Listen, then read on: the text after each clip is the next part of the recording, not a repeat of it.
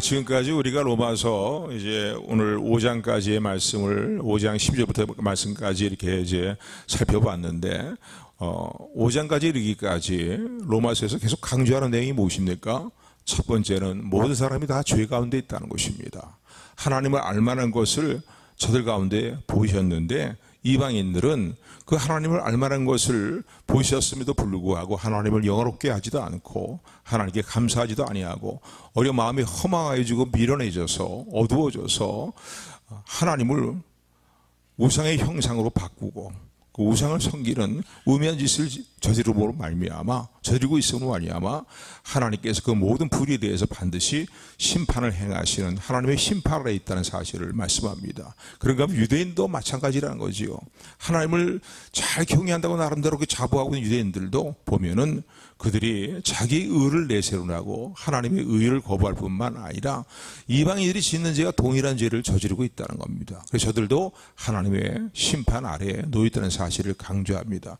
그렇다면 우리가 어떻게 하나님의 의인으로 인정을 받느냐, 어떻게 구원을 이루게 되느냐, 이제 믿음으로 예수 그리스도를 믿음으로 말미암아 하나님께서 우리를 의인으로 인정하시고 그리고 하나님의 의의가 되신 예수님으로 말미암아서 십자가의 대속의 은혜로 말미암아서 구원받는 자리에 이르게 하셨다라는 사실을 살펴봤습니다. 그래서 하나님의 의의로 말미암아 하나님 앞에 의롭다 인정을 받는다. 믿음으로 곧 예수 그리스도를 믿는 믿음으로 그 믿음으로 말미암아 하나님께 의롭다 인정을 받고 또 죄의 용서를 받는다는 내용들을 살펴보면서 가장 대표적인 인물로서 우리 신앙의 아버지라고 그렇게 표현하는 아브라함의 예를 들어서 설명하고 있습니다.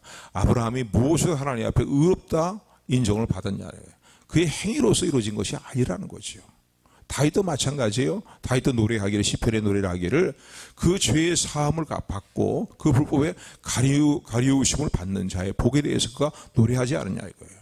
아브라함의 예를 볼 때에도 아브라함이 하나님께 의롭다 인정을 받은 것은 그의 행위로 말미암아 이루어진 것이 아니라 그가 믿는 하나님 말씀을 믿는 그 믿음을 보시고 하나님께서 그를 아브라함을 의롭다 인정하셨다는 이제 내용에 제시한 예들을 살펴봤습니다. 그래서 창세기 15장 6절의 말씀이라든가요, 이 아브라함의 삶을 보면서 아브라함이 바랄 수 없는 중에 믿을 수 없는 그런 상황 가운데에서도 하나님께서 네 자손이 바닷가의 모래알같이 번성하게 될 것이고 너는 복의 근원이 될 것이고 또 너로 인하여 큰 나라를 이룰 것이라는 나이가 점점 더 들었어요. 이제는 자손을 생산할 어떤 인간적인 기대가 더욱더 다 없어져 버리는 그런 상황 가운데서도 그가 믿음이 약해지지 않고 바랄 수 없는 중에 믿고 바랐다는 거예요. 하나님 말씀을 믿고 바라보았다는 겁니다. 그래서 하나님 그 믿음을 보시고 아브라함을 의로 인정하셨다라는 예를 들어서 살펴보면서 바로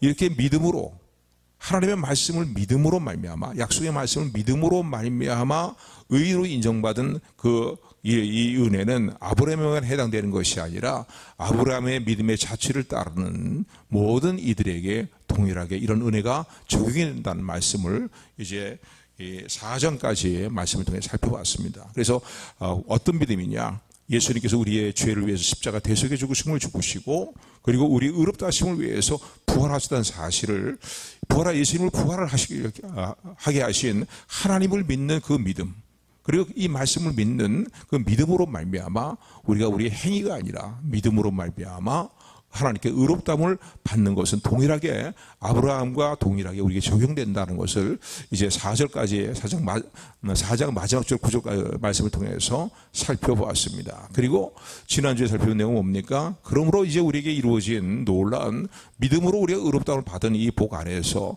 우리가 더욱 누리게 되는 복들이 무엇이냐면 하나님과 더불어 화목을 이루게 될 뿐만 아니라 또 하나님의 임재 가운데 나가서 그 하나님의 임재 안에서 우리에게 주시는 놀라운 은혜들을 믿음으로 누리게 되었다는 것입니다. 그리고 환난과 절망 중에서도 우리가 기뻐하는 것은 환난은 인내는 연단은 소망을 우리에게 이루어주기 때문이고 이 우리가 갖고 있는 이 소망이 부끄럽지 않은 이유는 뭐냐면은 성령을 우리에게 부어주심으로 말미암아서 하나님의 사랑이 우리 마음에 부은 바가 됨이라는 거예요. 그래서 확실한 증거라는 거죠. 그래서 우리가 죄인 되었을 때에 경고치 못한 삶을 살고 있는 연약한 삶을 살고 있었을 때에 하나님과의 관계가 원수지간 같은 그런 모습을 살고 있을 때에 우리의 구원이 우리의 선행과 공로로 도와 이루어진 것이 아니라는 것이에요. 왜? 그런 삶의 모습이 있을 때 우리가 어떻게 구원받을 수 있겠냐는. 그런데 하나님께서 우리 구원을 이루어준 것은 죄인 같은 모습, 원수지간 같은 모습 살고 있을 때 우리를 사랑하심으로 말미암아서 독생자 예수님을 이 땅에 보내주시고 그분이 십자가에서 대속의 죽으심을 죽으심으로 말미암아 우리의 구원을 이루어주신 그 놀라운 은혜로 말미암아 우리를 사랑하시는 하나님의 사랑을 확실히 증거하셨다는 사실을 이제 살펴보면서, 그래서 우리가 하나님의 의인으로 인정받고 구원받는 것은 우리의 선행과 공로로 이루어진 것이 아니요 오직 예수 그리스도를 나의 구주로 영접하고 믿음으로 말미암아 이루어진 이라는 사실에 대한 내용들을 이제 살펴보았습니다. 그래서 오늘 12절부터의 말씀은 뭐냐면요, 좀 더 우리가 믿음으로 하나님 앞에 의롭다 인정을 받는 것, 우리의 행위가 아니고 선행이 아니고 오직 예수 그리스도를 믿는 믿음으로 의롭다 인정을 받고 구원받게 된다는 것, 영원한 생명을 받게 된다는 것에 대한 것을 이제 좀 더 대표 원리라고 흔히 표현해요. 5장 12절부터 마지막 절까지 말씀은 대표 원리에 근거하여서 이제 이신칭의, 신학적인 용어로 보면 이신칭인데 오직 믿음으로 의롭다함을 받는 이 진리를 좀 더 논리적으로 우리에게 설명하고 있는 내용이 이제 오늘 12절부터 마지막 절까지의 말씀입니다. 그래서 대표 원리로 이제 믿음으로 우리가 의롭다함을 받게 되는 근본 그 이유에 대해서 논리적으로 아주 근본적인 부분까지 파헤치면서 논리적으로 설명을 하고 있는데, 대표라는 게 뭐겠습니까? 전에도 여러 차례 해봤죠. 이쪽의 대표는 우리 권사님이고 저쪽에 뒤에 있는 사람 대표는 권사님이고, 그리고 이쪽은 우리 김수래 집사님하고 가서 이쪽 팀들은요. 그럼 서로 가위바위보를 혹시 했으면 한 팀이잖아. 이쪽 한 팀이고 한 팀이란 말입니다. 그런데 진 팀은 가위바위보는 두 사람 중에 한 사람이 가위바위보를 했는데 진 팀에 속해 있는 사람은 다 진 거예요. 그죠? 벌칙이니까. 한 팀이니까. 그리고 이긴 팀은 대표 가위바위보를 한 대표자가 이겼으면은 이제 거기 속해 있는 모든 팀은 한 팀이기 때문에 다 이긴 것 같이 됩니다. 그러니까 무슨 내기를 하게 되면은요, 내기에 대한 것도 어떻게 해요? 같이 이긴 승리에 대한 어떤 복을 같이 누리기도 하고, 거기에 대한 말이죠. 또 내가 그것을 갚아야 되는 상대방의 내기에 졌기 때문에 마땅히 받아야 될 그런 이제 갚아야 될 부분들을 우리가 또 감당해야 되는 건 당연한 이치 아닙니까? 이게 대표 원리예요. 그래서 오늘 본문의 말씀을 보게 되면 이렇게 말씀합니다. 오늘 본문에 보면 인류를 대표하는 두 사람을 매우 이제 대조적으로 언급하고 있는 내용이 오늘 이제 본문의 말씀이다라고 말할 수 있습니다. 한 인물은 어떤 인물입니까? 고린도전서에 보게 되면은 첫사람 아담, 둘째 사람 이제 예수 그리스도 이렇게 표현하고 있습니다. 그러니까 두 사람을 대표하고 있는데 첫 번째 사람은 옛 시대에 이제 대표적인 인물이라고 얘기할 수 있는 그런 이제 아담을, 인류의 시조인 옛 시대의 인류의 시조가 되는 아담을 이제 표현하고 있고, 또 하나는 새로운 시대의 대표적인 사람이라고 표현되어 있는 이제 예수 그리스도를 대조하여서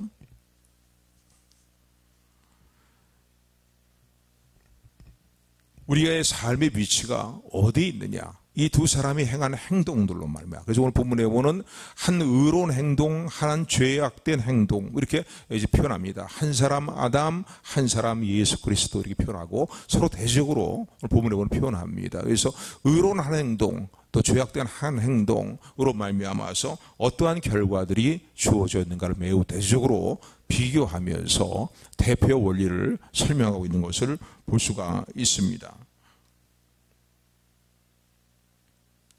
그래서 오늘 우리 삶의 위치가 어디에 있느냐는 것은 매우 중요하다는 거예요. 이 땅에서 삶을 살아갈 때에 우리의 삶의 위치가 어디에 있었느냐, 이게 중요한 거예요.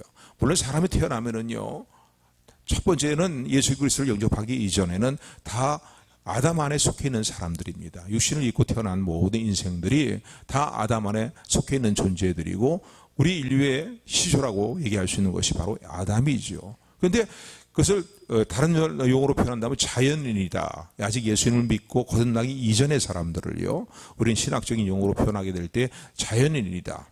거듭난 사람들은 성도로서 표현하고 있죠. 성도로 표현하고, 그리스도인, 성도로 표현하고 있는데, 이 자연인들의 삶의 위치에 있느냐, 아니면 우리가 예수 그리스도 안에 있느냐, 아담 안에 있느냐, 예수 그리스도 안에 있느냐에 따라 이 문제가 상당히 중요한 문제라는 거예요. 이 땅에서 생명과 호흡이 있을 때에 이 삶의 위치가 너무나 중요합니다. 옛사람 아담 안에 여전히 있는 자연인의 모습으로 있다면은 거기에 따르는 저주와 하나님의 저주와 심판과 죄에 대한 저주와 심판과 영원한 지옥의 형벌이 이제 그들에게 따르게 될 것입니다. 그러나 그 자연인에서 벗어나서 이제는 예수 그리스도 안에서 거듭난 예수 그리스도의 사람들, 하나님의 사람들, 그 성도가 되었을 때에는 우리가 잘 알고 있는 것처럼 하나님 앞에 의롭다 인정을 받을 뿐만 아니라 영원한 생명을 얻는 구원의 자리에 들어갈 뿐만 아니라 하나님 나라를 기업으로 물려받는 하나님의 상속자, 하나님 나라의 상속자가 되고, 그리고 왕과 같은 제사장의 모습으로서 영원한 복락을 누리게 된다는 사실에 대해서 성경은 증거하고 있기 때문입니다. 그렇기 때문에 중요한 문제가 무엇이냐면 오늘 내가 어디 안에 있느냐 이거예요. 여전히 자연인의 모습으로 계속 삶을 살고 있느냐. 그렇다면 하나님의 죄로 인하여서요, 하나님께서 이제 내리시는 이제 하나님의 정죄와 죄와 심판에서 벗어날 수가 없고 영원한 지옥의 형벌을 받게 되는 결과를 벗어날 수 없다는 사실을 말하고 있지요. 그러나 오늘 우리의 삶의 모습이 우리가 잘 알고 있는 것처럼 예수 그리스도 안에 있다면요, 다시는 정죄함이 없습니다. 이제 정죄함이 없이 죄에서 구원을 받을 뿐만 아니라 하나님의 은혜 아래 있는 거예요. 이제는요, 율법으로 우리를 대하신 하나님이 아니라 은혜로 우리를 대하신 하나님의 은혜 아래 있으면서 하나님의 영원한 나라를 물려받는 하나님의 자녀들이 되었음을 감사하는 저 여러분들이 되기를 주님으로 축원을 드립니다. 그러므로요, 정말 중요한 건 뭐냐예요. 이 땅에 생명과 호흡이 있을 때 내 삶의 위치가 지금 어디 있냐 이거야. 이게 중요한 거예요. 그래서 대표 원리를 좀 더 논리적으로 이제 설명하고 있는데, 이제 12절부터 14절까지 말씀을 보게 되면은 죄가 세상에 어떻게 유입해서 들어오게 되었는가, 죄가 어떻게 세상에 들어오게 되었는가에 대한 것들을 언급하면서 그 죄로 말미암아 사망이 왔고, 그리고 죄가 세상에 유입됨으로 말미암아서 모든 사람이 그 죄의 영향을 받아서 다 죄를 지었고, 다 죄를 지었기 때문에 로마서 3장에서 이미 살펴본 내용입니다. 의인은 없나니 하나도 없다고 그랬잖아요. 그리고 죄의 대가인 사망, 영원한 지옥의, 육신의 죽음뿐만 아니라 영원한 지옥의 형벌을 피할 수 없는 하나님의 진노와 심판 아래 놓이게 됐다는 사실을 말씀하고 있습니다. 우리 12절부터 14절까지 말씀 우리 같이 합독합니다. 시작.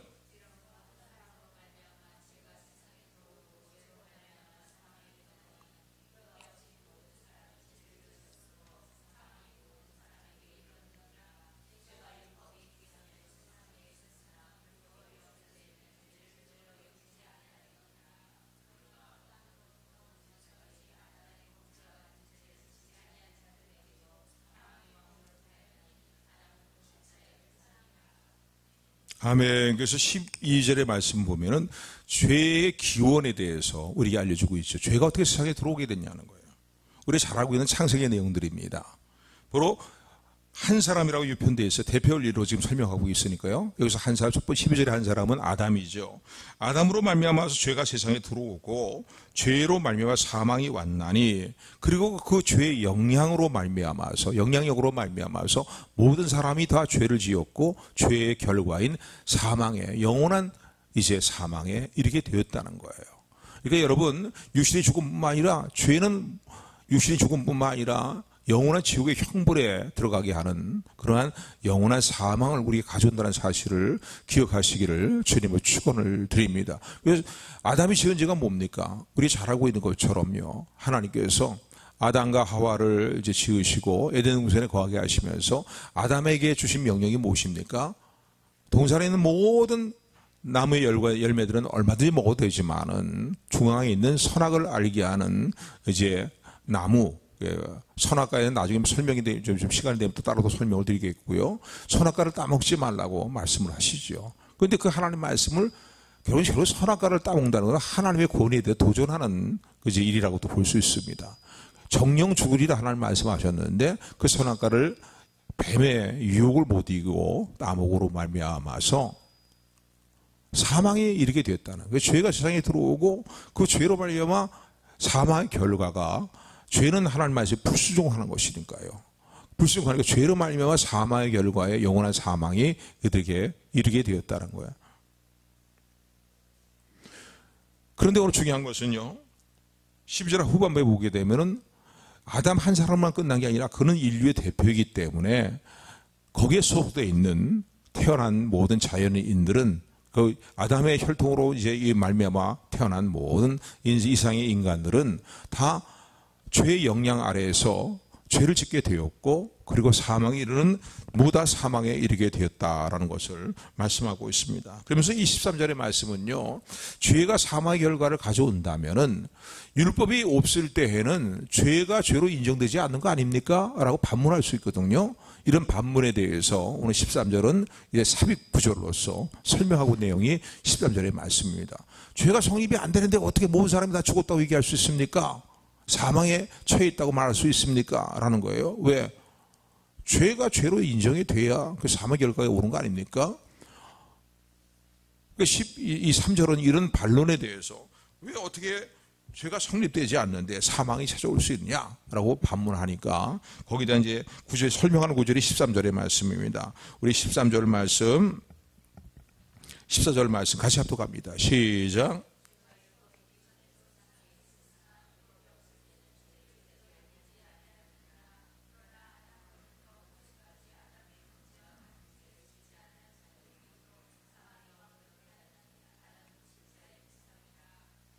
아멘. 그러니까 23절의 말씀은요, 여러분 율법이 언제 주어졌습니까?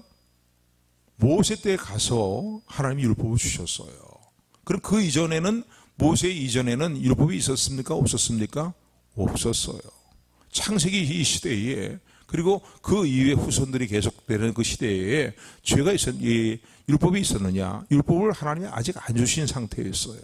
그런데 율법이 없는 상태에도 죄로 인해서 사망의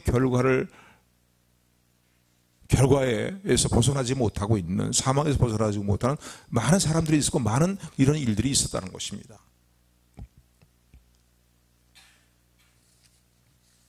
그래서 이 14절의 말씀 보면요, 13절에 보면 이렇게 말씀하고 있죠. 죄가 율법이 있기 전에도 세상에 있었으나 율법이 없을 때에는 죄를 죄로 여기지 않았다는 거예요. 죄는 여전히 있는 것인데, 그러나 율법이 있어야, 법이 있어야 죄가 죄로서 인정이 되지 않습니까? 그러니까 죄를 죄로 여기지 않았다는 겁니다. 그러니까 이 율법이 없는 시대에는요, 죄에 대한 어떤 감각들이 어두워지기를 뿐만 아니라 죄의 문제에 대해서 이렇게 올바른 깨달음이 없는 그런 상황 가운데 있었고, 또 정죄라고, 죄로 인한 정죄가 성립되지 않는 그런 상황이라고 얘기할 수 있겠지만은, 그러나 그때에도, 율법이 없는 그 시대에도 죄로 말미암아 죽는 수많은 사람들이 있었다는 거예요. 죄의 결과에 사망이 여전히 역사하고 있었다는 사실을 말씀하고 있는 내용이 오늘 13절부터 14절까지 말씀이에요. 그러니까 죄가 없는데 어떻게 사망이 성립될 수 있습니까? 사망의 결과 어떻게 그것을 성립된다고 인정할 수 있겠습니까? 여기에 대한 반론에 대해서 설명하는 구절이 13절, 14절의 말씀이다라고 말할 수 있습니다. 여러분, 그러면 율법이 없는 시대에 사람들은 어떻게 하나님께 심판을 받고 어떻게 정죄함을 받습니까?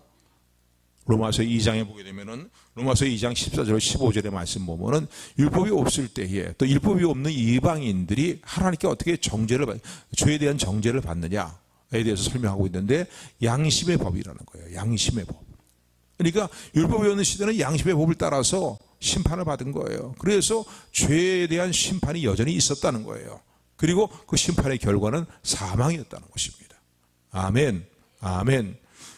그래서 결국은 이런 죄의 문제로 인하여서 모든 인류가 아담 이후로부터 선악과를 따먹은 아담 하와 선악과를 따먹고 하나님께 불순종하며 죄가 세상에 들어오기 이후로 모든 사람들이 죄의 영향력 아래 있었고, 다 죄를 지었으므로 말미암아 사망이 모든 사람들이 그대로 적용이 되었다는 거예요. 그 한 예를 든다면요, 여러분, 노아의 홍수 때에 하나님이 온 세상이 죄악으로 관영하고 폐기한 모습으로 인해서요, 사람을 지은 것에 하나님이 한탄하시고 온 세상에 대한, 사람들에 대한 죄에 대한 심판, 홍수 심판을 내리시지 않습니까? 그런데 이 노아 홍수 시대 때 율법이 주어진 시대예요? 율법이 아직 주어지기 전 시대예요?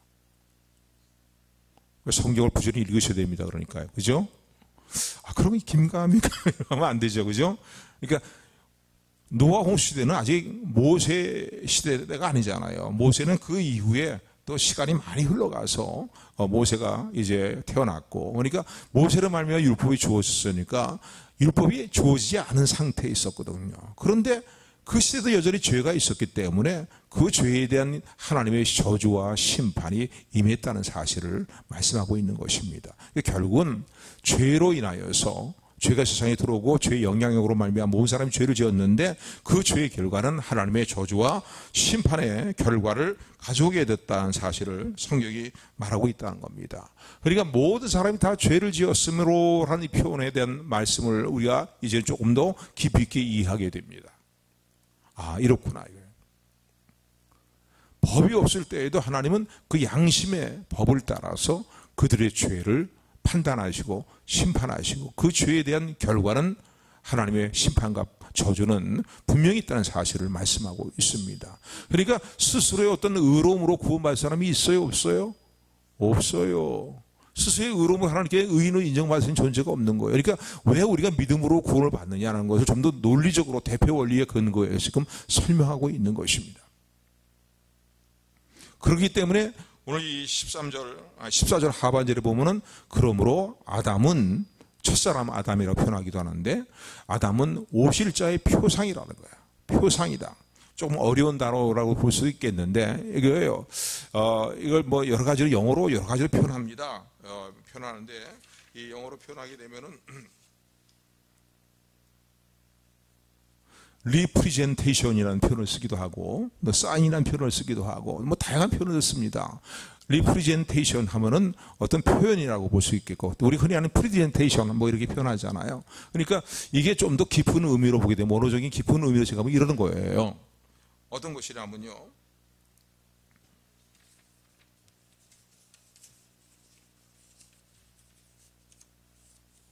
우리가 느끼는 어떠한 지각, 느낌에 어떠한 그 기초하여서 이제 우리의 의식 속에 나타나는 하나의 어떤 형상, 어떤 대상이다. 대상의 어떤 형상이라는 상이다라고 표현하는데, 조금 어려운 표현인데 이거 이런 얘기예요. 뭐냐면요, 모든 사람이 다 죄 가운데 있는 거예요. 지금요, 죄의 영향 아래 있는 거예요.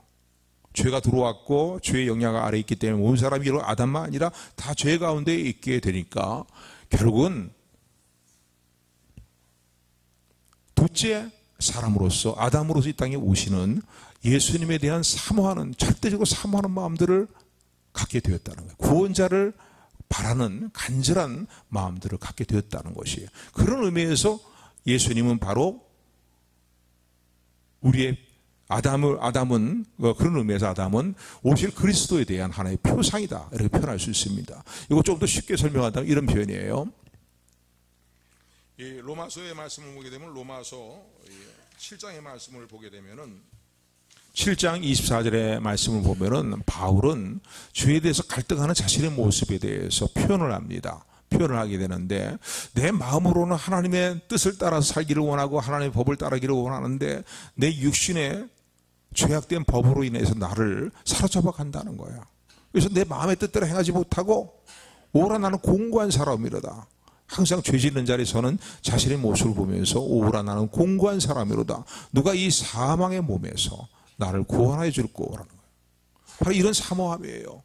절대적으로 간절히 사모하는 마음을 갖게 되는 것이요.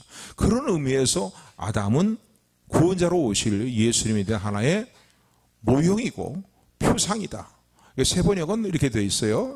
개정개혁 보면 모형이다라고 표현하고 있어요. 지금 우리가 개혁 한글은 한글인 표현을 보면은 표상이다라고 표현하고 있는데, 근데 좀 더 깊은 의미에서 볼 때는 모이란 표현보다 표상이다라는 표현이 더 적합하지 않을까, 제 나름대로 그렇게 생각을 하게 됩니다. 그러니까 결국은 육신의 몸을 입고 이 땅에 태어난 모든 인생들이 아담의 후손으로서 또 자연인의 모습으로서 살아갈 때 이 죄의 문제를 어떻게 해결할 수가 없는 거예요. 스스로의 어떤 의로움과 행위를 통해서 죄의 문제를 해결할 수 없는 거예요. 그러니까 우리가 간절히 사모하게 되는 게 무엇입니까? 오라 나는 공고한 사람이로다. 하나님, 누가 나를 이 사망의 몸에서 구원해 줄 거 하면서 하나님 나를 구원해 주옵소서는 절대적으로 예수 그리스도를 사모하는 마음을 갖게 되는 것이죠. 정확하게 얘기하면 예수 그리스도고요. 정하지 않고 그냥 그 당시 그런 상황에서의 사모하는 것을 표현한다면은 구원자를 간절히 사모하게 된다는 거예요. 왜? 아담의 후손으로 태어난 모든 인생이 다 죄 가운데 있고 아담의 인류의 대표인 아담이 그런 죄의 대표적인 이제 죄의 어떤 그 대표적인 그 사람으로 세워져 있기 때문에 그에 반하는 비슷하지만은 그러나 거기에 반하는 거기에 반대되는 구원자가 되시는 성육신하여 이 땅에 오실 예수 그리스도로 말미암아 이루어질 구원의 일들을 바라보게 된다는 거예요. 사모하게 된다는 그런 의미에서 아담은 오실 자의 표상이다라고 말할 수 있습니다. 그래서 오늘 본문의 말씀을 통해서요 핵심적인 메시지는 무엇입니까? 결국은 아담의 혈통을 타고 이 땅에 태어난 모든 인생들은요 전적으로 죄의 지배 아래에 있게 되고 그리고 그들이 태어날 때부터 태어나기 전부터 원죄를 갖고 있는 것이죠. 왜? 아담의 후손으로 이 땅에 태어났기 때문에. 그리고 또 이 땅에 삶을 살아갈 때 죄의 영향력으로 말미암아서 자기 스스로의 죄를 이길 수 있는 의로움이 온전치 못하기 때문에 누구나 다 자범죄를 저지르고 있다는 겁니다. 그러니까 오늘 우리가 태어난 순간부터 우리에게는 두 가지 죄가 적용돼요. 왜냐하면 아담의 대표 원리에 근거하면 아담의 후손이 이 땅에 태어났기 때문에 그렇기 때문에 원죄가 적용이 되고요. 원죄란 건 뭐예요? 아담이 지은 죄책이 죄의 대가가 우리에게 그대로 적용되는 거죠. 그래서 원죄뿐만 아니라 내가 또 스스로 짓는 죄라고요. 왜? 죄의 영향력에서 우리가 벗어나지 못하는 자이기 때문에 죄의 정도는 차이가 있을지 모르지만 누구나 다 스스로 짓는 죄악의 일들이 있거든요. 그러니까 원죄와 자범죄로 말미암아서 다 하나님의 저주와 영원한 심판 안에 있다는 사실입니다. 그러나 우리의 구원자가 되시는 오호라 나는 공고한 사람이로다 누가 이 사망에서 나를 구원하여 줄꼬 이렇게 번민하며 갈등하는 가운데 하나님 나를 불쌍히 여겨주세요. 하나님 우리를 긍휼히 여겨주세요. 우리를 구원해 주세요. 우리의 죄악들을 심판한다면 우리가 어떻게 그 하나님의 심판과 저주를 감당할 수 있겠습니까? 우리를 긍휼히 여기시고 우리를 구원해 주옵소서 라는 우리에게 하나님 우리를 사랑하셔서 독생성자 예수님을 이 땅에 성육신하여 보내주시고 십자가에서 우리의 죄를 대속하여 죽으시는 사건을 통해서 우리를 향하신 하나님의 사랑을 확실히 증거했다는 사실을 믿으시기를 주님으로 축원을 드립니다. 그래서 이제는 예수 그리스도 안에는 우리에게 결코 죄에 대한 정죄함이 없는 거예요. 아멘. 뿐만 아니라 하나님이 영원한 나라를 물려받는 하나님의 상속자 후사로서 자녀로 세워질 뿐만 아니라 지난주에 살펴본 것처럼 말이죠. 하나님과 더불어 화목을 누리고 하나님의 임재 가운데 예수 그리스도를 믿는 믿음으로 나아가서 그 임재 앞에 섰음으로 말미암아 우리에게 주어질 놀라운 은혜들을 누리며 살아갈 뿐만 아니라 환난 가운데서도 모든 걸 합력해 선을 이루시고 소망을 이루시는 하나님으로 인하여서 기뻐하고 즐거워할 수 있게 됐다는 것입니다. 아멘. 그래서요 우리 구절을 한번 말씀을 한번 구절을 한번 찾아봅니다. 고린도전서 15장 21절부터 22절 말씀입니다. 고린도전서 15장 21절부터 22절까지 말씀.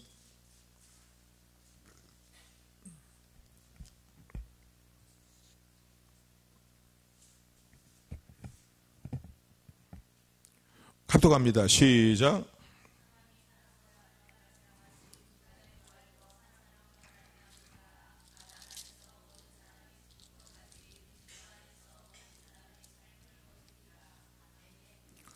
사망이 사람으로 여기 사망이 사람으로 말미암았으므로라고 표현하는데 여기에 나타나는 사람은 바로 아담이죠. 첫사람 아담입니다.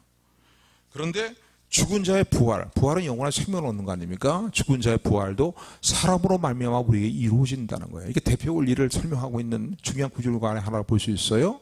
로마서 5장에 속해 있지 않지만 고린도전서 15장에 있는 말씀이면 사망이 사람으로 말미암아 우리에게 찾아왔다는 거예요. 그런데 부활과 영원한 생명도 그러기 때문에 둘째 아담으로 이 땅에 오신, 성신하여 이 땅에 오신 예수님으로 말미암아서 예수님이 이루신 모든 의로운 행동들, 은혜로운 행동들 말이죠. 죽기까지 십자가에 복종하시는 그 사건들, 이런 일들을 통해서 그분이 이루신 놀라운 그 순종의 모든 놀란 그분이 이루신 모다. 아멘. 그래서 믿음으로 우리가 하나님께 의롭다는 받고 구원받는다는 것을 대표 원리의 근거에서 논리적으로 설명하는 구절이 이제 오늘 본문의 말씀이다라고 말할 수 있습니다. 그리스도 안에서 본 사람이 삶을, 영원한 생명을 얻는다는 거예요. 아담 안에서 본 사람이 영원한 형벌을 받고 사망에 이르는 것처럼 22절의 말씀 그렇게 되어 있죠. 오늘 본문의 말씀 22절을 고린도서 15장 22절을 보면은 모든 사람이 삶을 얻으리라. 아멘. 그러니까 대표 원리예요. 대표 원리예요. 쉽게 얘기한다면 오늘 우리가 어디에 속했느냐 이거예요. 옛사람 아담 안에 여전히 속해 있느냐? 그러면 영원한 하나님의 저주와 하나님의 심판을 피할 수 없다는 거예요. 벗어날 수 없다는 거예요. 그러나 거기서 우리의 삶이 믿음으로 말미암아 옮겨서 예수 그리스도 안에 있게 되면은 어떻게 해요? 그 믿음으로 말미암아, 예수 그리스도를 믿는 믿음으로 말미암아 영원한 생명을 얻게 된다는 사실을 말씀하신 내용을 기억하시기를 주님으로 축원을 드립니다. 다시 로마서 5장으로 와서요. 5장에 보면 이런 대표 원리를 비교해서 대적으로 설명하고 있는데 여기 보게 되면은요. 아담의 죄로 인하여서 모든 사람에게 사망이 임하고 또 모든 사람이 다 죄를 짓는 그런 결과를 갖게 되었다라는 것을 설명하면서 또 이제 아담으로 말미암아 사망이 죄로 인하여서요. 모든 사람에게 사망이 임하고 왕노릇하고 있다는 거예요. 그런데 예수 그리스도의 은혜로 말미암아서 영원한 생명을 얻게 되고 또 이제 하나님의 의롭다움을 받는다라는 것을 계속해서 말씀하고 있습니다. 이런 내용이 14절부터 있는데 14절까지 다 읽기는 좀 그렇고요. 14절부터 10절까지 제가 조금 전에 드린 말씀을 생각하면서 한번 우리 합독하도록 합니다. 14절부터 시작. 그러나 아담으로부터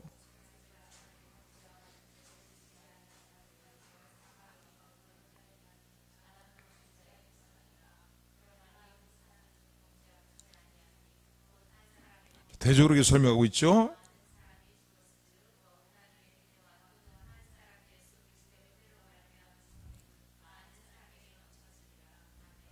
계속해서요.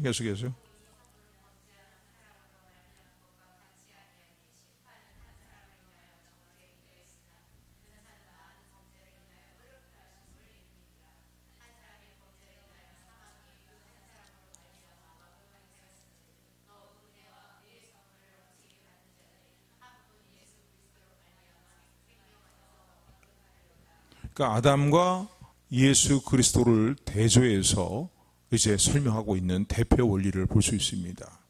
아담의 한 범죄로 인해서 모든 사람이 다 정죄에 이르게 되었고 또 모든 사람이 죄를 짓게 되었고 그리고 심판에 하나 이르게 되었다는. 그러나 예수 그리스도의 은혜로운 하나님의 은혜로 이 땅에 보내주신 예수 그리스도의 은혜로운 행동으로 말미암아서 순종이죠. 죽기까지 십자가에서 죽기까지 우리 죄를 대속하시기 위해서 하나님 뜻에 순종하신 예수님의 순종으로 말미암아서 우리가 정죄에서 이제 벗어날 뿐만 아니라 하나님께 의롭다함을 받고 그리고 구원받는 자리에 이르게 되었다는 거예요. 18절 19절 다시 한번 합독합니다. 시작. 그런즉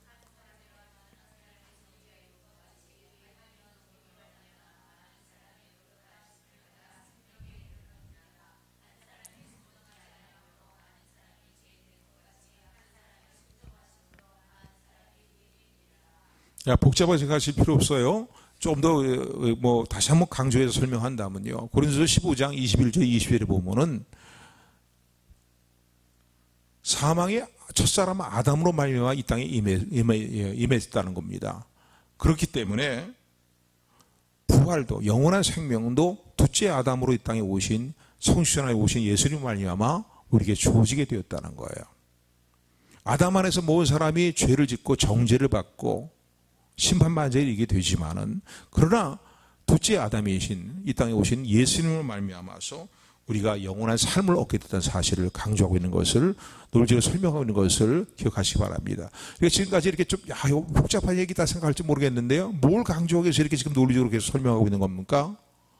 우리의 스스로 행동과 선행으로 말미암아서 구원에 이르는 것이 아니라 우리의 삶의 위치가 지금 어디 있느냐, 예수님을 그리스도로 믿느냐 안 믿느냐에 따라서 그 믿음으로 말미암아 우리가 정죄에 이르기도 하고, 믿음이 없음으로 말미암아 정죄에 이르기도 하고, 믿음으로 말미암아 그 정죄의 심판에서 벗어나서 영원한 생명을 얻게 된다는 사실을 강조하는 내용입니다.